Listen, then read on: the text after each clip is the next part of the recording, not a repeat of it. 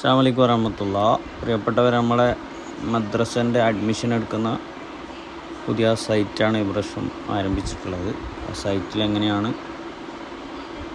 കുട്ടികളെ ചേർക്കേണ്ടത് എന്നതിനെ കുറിച്ചുള്ള വിവരങ്ങളാണ് തരുന്നത്. നമുക്ക് കിട്ടിയ ലിങ്ക് മുഖേന കയറി കഴിഞ്ഞാൽ ഇങ്ങനെ ഒരു ഡാഷ്ബോർഡ് കാണും. അവിടെ നമ്മൾ ചേർക്കേണ്ട ഏതാണോ മദ്രസൻ്റെ നമ്പർ അടിച്ചു കൊടുത്താൽ ആ മദ്രസൻ്റെ പേര് കാണിക്കും. അപ്പോൾ ഞാൻ ഇഫ്താൽ ഇസ്ലാം മദ്രസയിലെ ചേർക്കാൻ വേണ്ടിയാണ് ഉദ്ദേശിക്കുന്നത്.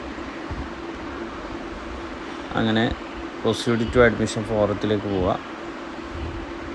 ഇവിടെ ഡീറ്റെയിൽ കാണിക്കും ഏത് ക്ലാസ്സിലാണ് ചേർക്കേണ്ടത്. ഇപ്പോൾ നിലവിൽ 1-ാം ക്ലാസ് മുതൽ 7-ാം ക്ലാസ് വരെയാണ് നിലവിൽ ഓൺലൈനായിട്ട് ചേർക്കാനുള്ള ഓപ്ഷൻ ഉള്ളത്. 1-ാം ക്ലാസ് എടുക്കുക, സെലക്ട് ചെയ്യുക, 1-ാം ക്ലാസ് എടുക്കുക. അതുപോലെ അഡ്മിഷൻ ടൈപ്പ് വയ്ക്കുന്ന ഏത് മുഖേനയാണോ, PC മുഖേനയാണോ അല്ലോ ന്യൂ അഡ്മിഷനാണോ എന്നതാണ്. നമ്മൾ പുതിയ കുട്ടികളെ ചേർക്കുമ്പോൾ ന്യൂ കൊടുക്കുക. ഇവിടെ സ്റ്റുഡൻറ്റിൻ്റെ ഡീറ്റെയിലാണ്.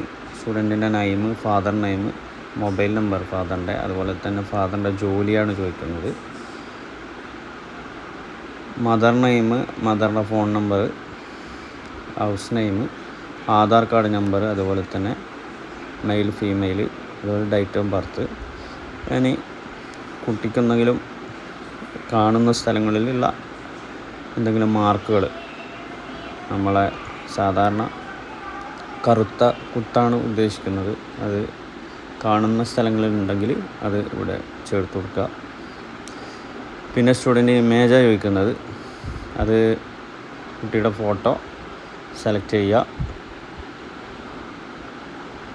അത് നമുക്ക് ഗാലറി പോയി എടുക്കാൻ പറ്റും. ശേഷം 3-ാമത്തെ അഡ്രസ്സാണ് ചോദിക്കുന്നത്. അഡ്രസ്സ് അടിച്ച് ചോദിക്കുക. അതുപോലെ തന്നെ പിൻകോഡ്, അപ്പം പിന്നെ സ്ഥലം വരും. സ്ഥലം അടിച്ചു കൊടുക്കുക. പോസ്റ്റ് ഓഫീസിൻ്റെ ഓപ്ഷൻ വരും.